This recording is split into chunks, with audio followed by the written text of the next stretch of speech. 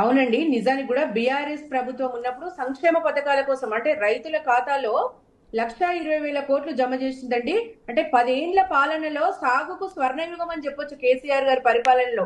మరి కేసీఆర్ కట్టిన రైతు వేదికలు ఉన్నాయి కదండి, 577 రైతు వేదికల్లో ఇవాళ నిలబడి రుణమాఫీ చేస్తున్నారు వాళ్ళు. ఉమ్, అంటే ఇవన్నీ ప్రజలు గాని రైతులు గాని చూస్తున్నారండి ఇవన్నీ. కేసీఆర్ గారి కృషికి, రైతుల పట్ల ఆయనకున్న నిబద్ధతకు ఐక్యరాజ్య సమితి ప్రపంచ దేశాలే ప్రశంసించినాయి కదండి. ఇది ఏమైనా మర్చిపోయే విషయమేనా? ఈ ప్రజలందరికీ తెలుసండి కేసీఆర్ గారు రైతులకు ఇచ్చిన వాల్యూ ఏందనేది ప్రజలందరికీ తెలుసు.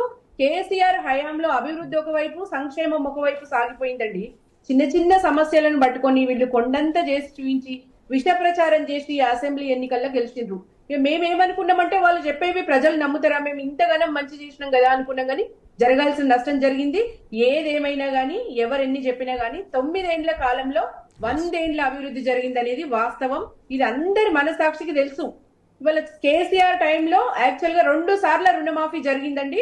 ఫస్ట్ 35 లక్షల మంది రైతులకు 16,144 కోట్లు ఫస్ట్ టైం రుణమాఫీ అయింది. సెకండ్ టైం 23 మంది, అంటే 23 లక్షల మంది రైతులలో 13,000 కోట్లు పంట రుణాలు మాఫీ అయినాయి. అంటే 23 లక్షల మంది రైతులకు 13,000 పంట కోట్లు రుణమాఫీ అయిందండి.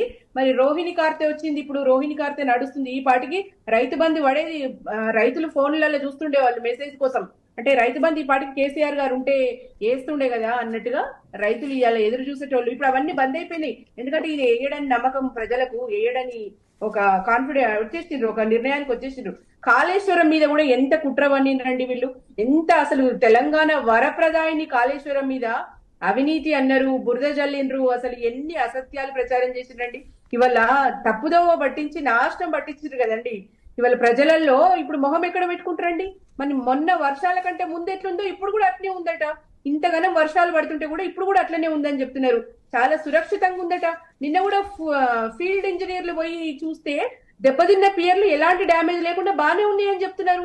మరి మిగతా అదే ప్రచారం జరిగింది. మేడిగడ్డ బ్యారేజీ మొత్తం అసలు అన్ని పిల్లర్లన్నీ కుంగిపోయినాయి, మేడిగడ్డ బ్యారేజీగా పనికి రాదు, అది మొత్తం కొట్టుకుపోవాల్సిన పరిస్థితి అనేది రకరకాలుగా ఇప్పుడు ప్రచారం సాగింది. బట్ ఇవాళ చూస్తే డిఫరెంట్ గా ఉంది. మొత్తం నిండు కుండలా మారి వాళ్ళ మేడిగడ్డ అనేది ఎంత ఎట్లా దెబ్బతిన్న పియర్లు ఎట్లున్నాయో, అంటే నార్మల్ పియర్స్ ఎట్లున్నాయో దెబ్బతిన్న పియర్స్ కూడా మంచిగానే పనిచేస్తున్నాయటండి.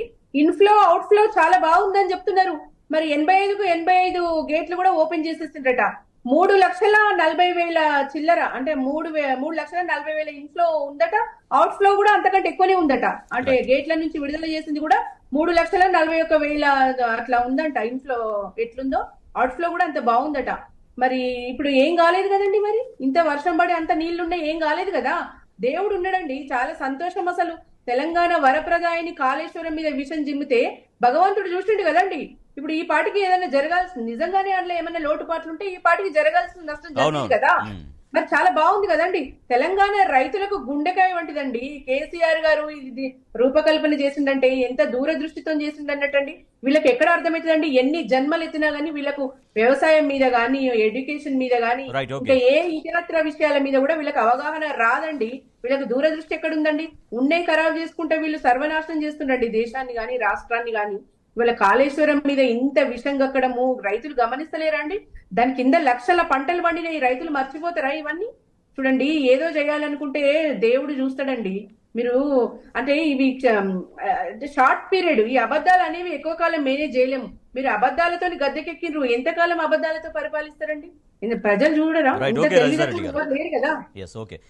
జంగయ్య యాదవ్ గారు, ఇప్పుడున్న కాంగ్రెస్ ప్రభుత్వానికి రైతుల సంక్షేమాన్ని సరిగా మెయింటైన్ చేయడం రావట్లేదు. ఆ విషయం తీసుకుంటే బీఆర్ఎస్ గవర్నమెంట్ ఒక ఆల్ టైమ్ రికార్డ్ అనేది నిన్న హరీష్ రావు గారు చెప్పినటువంటి మాట.